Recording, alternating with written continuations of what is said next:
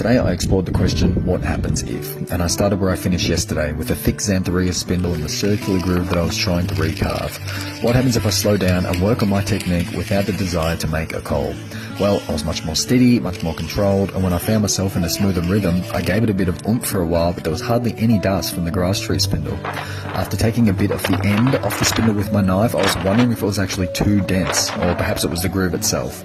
I decided to start a fresh new circular groove, but then thought, what happens if I try a thinner spindle in that same groove? Well, slow and steady I went, being present with technique, and an ember came, albeit quite a bit longer than usual, but without that same desire as usual.